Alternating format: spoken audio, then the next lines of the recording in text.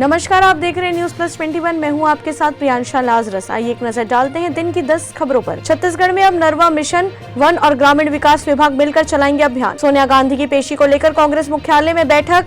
कल के आंदोलन पर चर्चा। मुख्यमंत्री भूपेश बघेल सहित छत्तीसगढ़ के सभी नेता वहीं मौजूद। गरियाबंद में फिर एक तेंदुए की मौत। सोहागपुर के जंगल में मिला शव। उद्धव के इस्तीफे की अटकलें। बीजेपी ने कसा तंज। कहा महाराष्ट्र में खत्म होने वाला है दुनिया का सबसे लंबा वर्क फ्रॉम होम। देश में एक बार फिर आए 12,000 से ज्यादा कोरोना केस। चिंता बढ़ा रही एक्टिव मामलों की संख्या। एकनाथ शिंदे का दावा, 46 विधायक उनके साथ हैं। अफगानिस्तान भूकंप में अब तक 255 लोगों की मौत, 500 के करीब लोग जख्मी। पीएम मोदी 26 से 28 जून को जर्मनी और यूएई दौरे पर जाएंगे। महाराष्ट्र में कैबिनेट मीटिंग शुरू। वर्चुअली शामिल होंगे उद्धव ठाकरे। सुष्मिता सेन की बेटी रेने ने आलिया भट्ट की फिल्म का गाया गाना। फैंस कर रहे जमकर तारीफें। ऐसी ही जानकारियों के लिए देखते रहिए न्यूज प्लस 21, आपके हक की बात।